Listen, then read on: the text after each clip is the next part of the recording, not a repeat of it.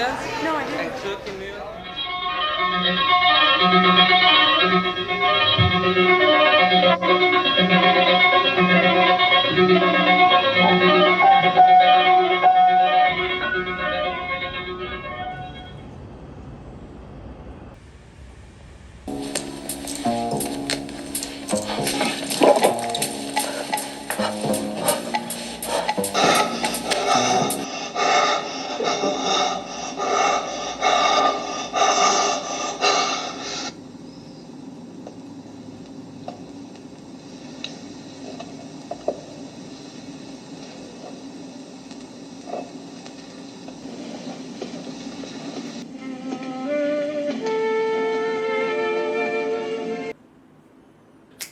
To my girls, gays, and days, how's it going? It's your boy, Nate. I read books because reading is sexy, and if you're not reading, you're not sexy.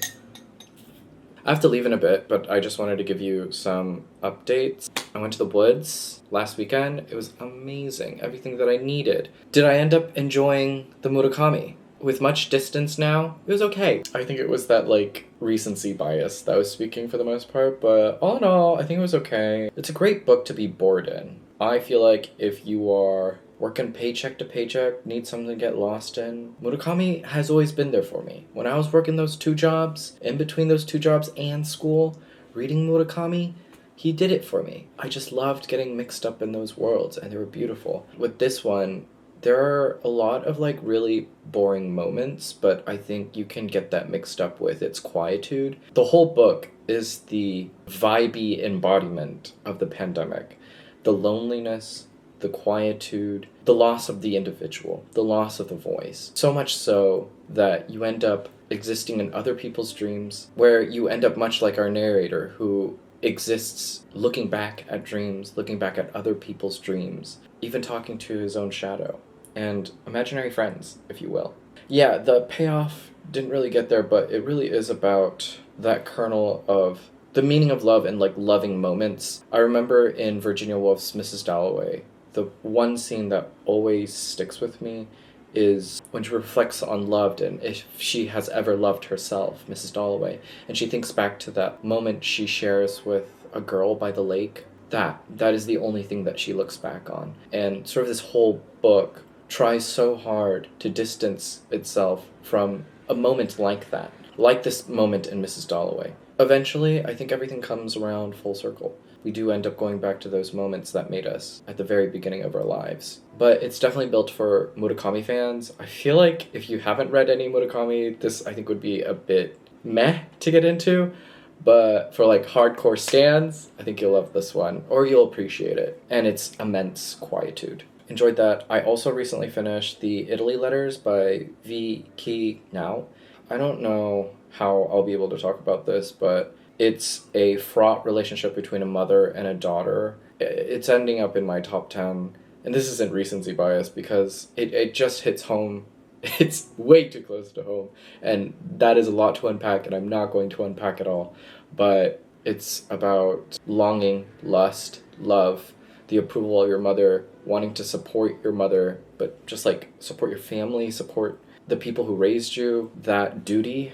And it's also about financial distress about life, death, harming yourself, wanting to unalive yourself. And in some ways it reminds me a lot of Martyr, but without the wholesome optimism to it, where I feel like Moshfegh examines disgust in the human body. Vi Khi Nao examines the disgust in the human spirit. But it's not all doom and gloom. There is a beautiful buoyancy to it because it's one, horny, super horny, and intermixed with so much yearning, but also too laugh out loud funny. There are just moments in here that I was just what? What did you just say? His dick was long like a long... Okay. His dick was long like a long train ride. The kind of train you want to get off, but you can't because you can't seem to find its exit point. And then some moments after, if sex has turned into an assembly line, has the human body shifted from being a nurturer to a manufacturer? What kind of sex industrial revolution is this that leaves the human soul barren, alienated, subjected to perpetual impotence? And then, not too far off, some chicken plant workers began wearing diapers to prevent accidental urination and defecation. I think of babies in diapers cutting chicken thighs into bite-sized pieces. I think of the juxtaposition of odor, feces, and raw chicken wings. The result? An amputation of the nose and modernity. It's just these, like, ludicrous lines. And I'm just like, what? What is she on about? But then, there are just other brilliant lines, much like this. I want to love life. It seems like a benevolent thing to do, to love something that doesn't love you back. Yet what have I attempted to do, dear life, but find the will to live? What have I been doing to curb this overwhelming sadness? And it's this buoyancy between melodramatic and over self-seriousness intermixed that creates this, like, really raw, humiliating, embarrassing, shameful book written in the epistolary form that you're just like, there's a lot here that speaks too much to my own life and my own upbringing and my own identity, because it is a Vietnamese born in Vegas narrative that I think just speaks to sort of the alienation that Las Vegas is and being Vietnamese, and those two things together, because if anyone didn't know, 15-minute drive away from the Las Vegas Strip is this really cute plaza devoted to a Vietnamese community. And it just feels like an area that was Pangea'd off of Little Saigon in California and lost in this really hot, barren place known as Las Vegas. That city alone is so odd, and being Vietnamese is also so odd because I feel like it's such an alienating experience. These two different kinds of alienation warped together just creates this really, really lonely piece of work. And because it's written in the letter, where in the letter you are essentially writing into the void, sent, unsent, it's really for the self. And so in its insularity, it's an incredibly lonely piece of work. So it has made a huge mark on me because it's such an effective piece of work and not very long either. I think I'll end my review there because it's really, really something special. I don't think it's for most people. I think for most people it'll sit at like a 3.5 stars. But for me, it maybe recency bias or like my background as bias, it's everything that I love in literature and everything that I hope and plan to achieve in my own work. Anyway, great stuff. I'm still reading the Cookie Mueller collection, and I think I'm going to pick up a fiction book. I don't know what yet, and I have to get going soon, so yeah, follow along. Let's go. Gonna go meet some friends at a cafe, catch up, chat, do some shopping maybe. Yeah, still want to try out this camera. I don't know if I am totally in love with it. I just find like it's such an easy camera to just like throw in your bag, capture a moment if you need to, and it's just really easy, fast, and quick to set up. I mean, I was just filming with this today. I love this camera to death. I just hate how kind of slow it is. It's because of the gimbal. It needs to move, and I paid a pretty penny for this. It is a beautiful camera, and I love everything about it. It's just, I want something that's quicker, match my speed. But yeah, let me know if you like this camera. I'm still playing around with it, seeing how I like it. I just finished editing the Sputnik Sweetheart vlog using this camera, and I thought it was okay. I don't really know how I feel about it yet, but I love it. I love it for what it is, and it's a device.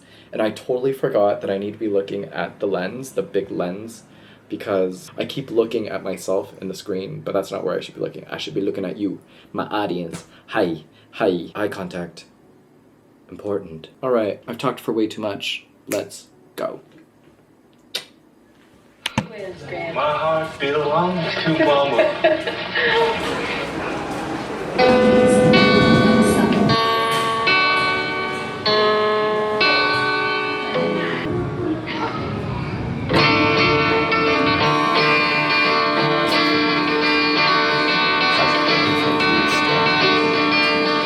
This is good. I like this.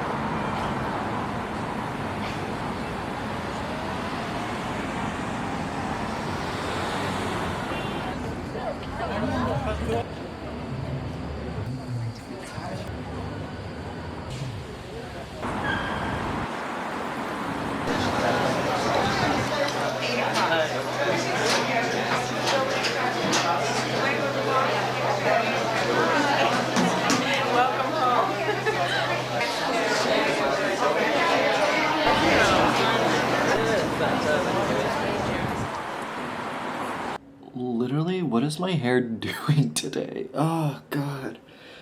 And it's the AM. I've got to go to work. Yesterday, finished Walking Through Clear Water in a Pool Painted Black by Cookie Mueller.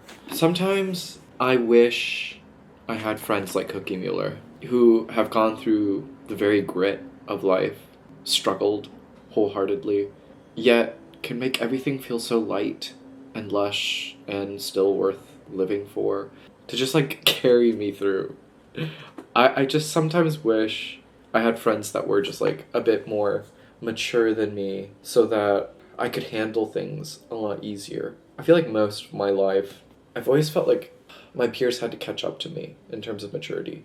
I hate being that precocious person to say that like, oh, I always felt mature when I was young. Or I've always gotten that compliment only because I had to. Because I started working when I was 13. Because I have experienced every kind of loss since the age of 13.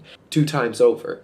Name it. I've lost a friend too. I've lost many people. And I just wish I had someone like Cookie Mueller to help me through it. Because name all the losses that you can, and Cookie has gone through it. But she's able to make such a laugh out of life.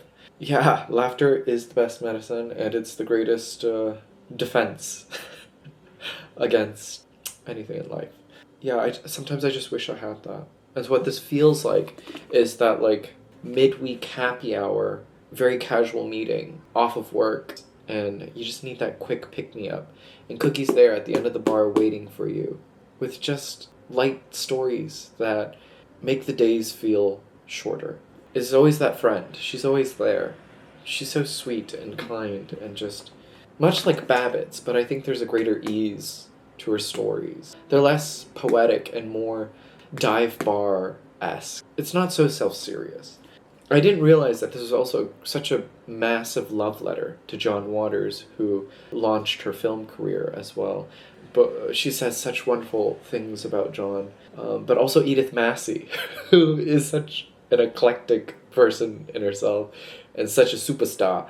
But yeah, she honors her friends a lot, which I also love. She takes care of everybody in that way. Just to give you sort of a sense of what her stories are like, she says, "I believe that my short stories are novels for people with short attention spans," which was perfect for me. Like, sneaking in a short in between, like, work stuff, standing on the subway. It's just great short stories just to, like, have with you. She also has a lot of wisdom. I think with a lot of the living that she has done. She had this, like, column as like a fake doctor, if you will. So people sent in ailments and she would respond. She says this: "The human body is at its maximum energy and optimum health peak when the soul is in love. There's no other time when one feels better physically. Unrequited love can throw the body into a sort of shock, but love that has been found and lost is by far the most disastrous situation." And she admits life is hard. Life is really hard. She says gravity is a burden. The act of being alive certainly is an oppressive job. We haul the mass with each step. Is there any way to lessen the anguish of gravity? Yeah, so she makes a list of love, philosophy, religion, creativity, culture, and humor. And I love that she saved best for last, humor. Humor really is the great shield for Cookie. You have to have humor when you've moved through such a cruel world. Also, do I seem pink to y'all? Is this pink? I'm really concerned now.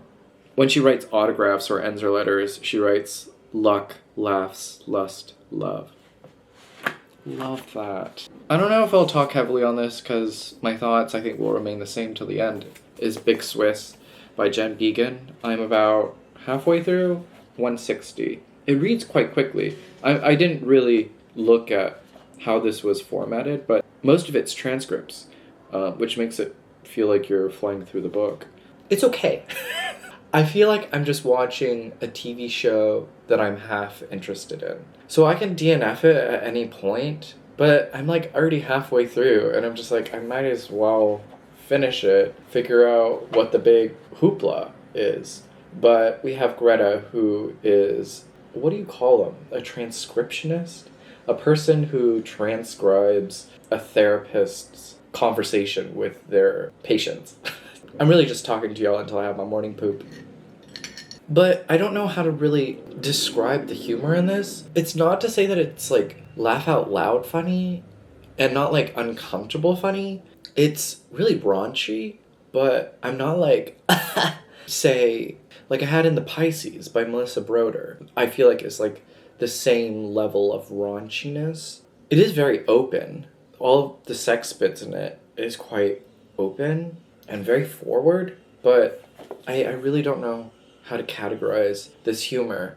I feel like this kind of humor doesn't really fly in the form of the novel, which I think is my main point. It's just better formatted as either a movie or a miniseries. And I'm going to say miniseries more, because I think I would actually hate this as a movie. I think I'd be like, well, what the fuck is the point? But so it's fine. It's fine. But yeah, this girl named Greta, who transcribes the therapy sessions, is falling in love with one of the patients. I haven't gotten to the big lesbo bits yet, but it's an infatuation. And what do we do with that infatuation? I was going to attack Jen Beagin for having studied writing at UCI, and I guess that's why this is written in such an odd way. But I'm not going to be mean today. If anyone doesn't know, UCI is not the school to go to for writing. That's so odd. That's like going to the pharmacy for fruits and vegetables. Does that make sense? I don't know if it's like this in any other part of the world, but for all my US citizens out there, you know, we have like, that's such an odd thing to think about, like going to the pharmacy to get fruits and vegetables.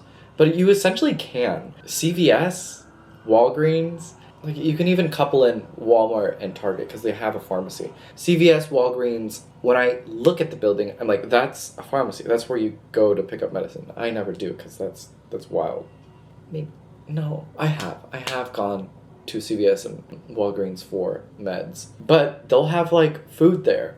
And they'll have like, you know, bananas and anything. Anyway, have I ever bought bananas at CVS? Actually, I have. Don't ask me why, but I was in dire need of a banana. And I got a banana at Walgreens. Then you have those giant super stores. What do we call them? They're like mega stores in a sense.